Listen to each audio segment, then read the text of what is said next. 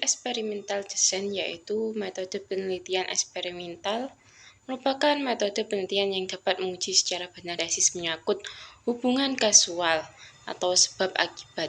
Dalam belajar eksperimen, peneliti memanipulasi paling sedikit satu variabel, mengontrol variabel lain yang relevan, dan mengobservasi efek atau pengaruhnya terhadap satu atau lebih variabel terikat. Penelitian eksperimen yang belum dilakukan dengan sungguh-sungguh karena masih terdapat variabel luar yang berpengaruh kepada variabel terikat. Desain ini dikategorikan desain eksperimen yang paling lemah karena tidak ada kelompok pengontrolnya dari variabel asing, dan peneliti tidak disarankan menggunakan desain ini.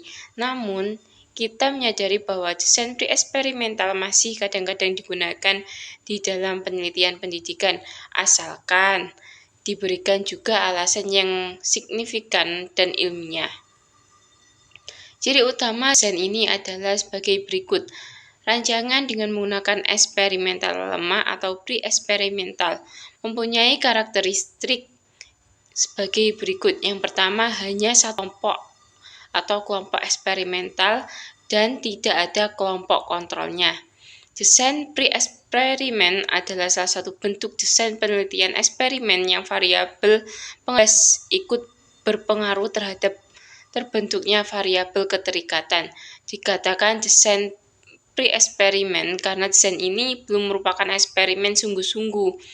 Bentuk eksperimen desain adalah berbagai macam, yaitu studi kasus satu kali, satu kelompok prates post, dan perbandingan in-test group. Yang selanjutnya, langkah-langkah penerapannya. Yang pertama, menentukan satu sampel kelompok eksperimen. Yang kedua, mengadakan serangkaian tes dalam serangkaian waktu terhadap kelompok eksperimen sebelum maupun sesudah eksperimen. Yang ketiga, mencatat data atau skor dalam bentuk tabel rangkaian waktu. Yang keempat, mencari rata-rata dari masing-masing skor baik sebelum maupun sesudah eksperimen dari kelompok eksperimen tersebut. Yang kelima, mencari DM dari kelompok eksperimen atau DMI. Yang keenam, membandingkan rata-rata hasil rangkaian tes sebelum diberikan perlakuan atau eksperimen dengan sesudah diberikan perlakuan atau eksperimen. Apakah secara statistik perbedaan itu signifikan atau tidak? Selanjutnya, contoh dari pre-experimental design ini adalah seorang guru yang menggunakan metode pengajaran baru untuk kelas mereka. Kelas mereka dapat diukur pada semester akhir untuk melihat apakah metode pengajaran baru itu efektif. Jenis lainnya adalah ketika satu kelompok diberi tes awal, diarahkan pada perawatan atau kondisi, dan kemudian diberi tes akhir untuk melihat apakah perawatan tersebut memiliki efek pada kelompok tersebut. Misalnya, guru yang menggunakan metode pengajaran baru yang memberikan siswanya tes awal di awal semester, mengajarkan metode baru tersebut sepanjang semester, dan kemudian memberikan tes mereka akhir di akhir semester. Sekali lagi, tidak ada kelompok pembanding. Jenis lain dari pre-eksperimen design adalah perbandingan kelompok statistik. Ini terjadi ketika dua kelompok atau satu diberikan perlakuan atau kondisi, satu tidak.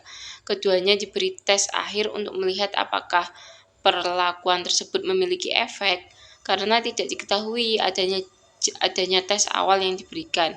Tidak diketahui apakah ada perbedaan kelompok sebelum paparan perlakuan.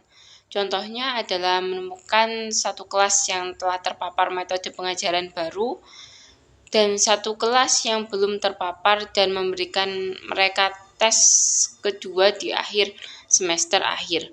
Desain pre-eksperimental terancam oleh kurangnya validitas karena tidak pasti apakah ada efek yang disebabkan oleh perlakuan atau hipotesis atau penjelasan lainnya. Itulah sebabnya desain ini paling baik untuk tujuan eksploratif dan dengan cara yang benar-benar pra-eksperimen.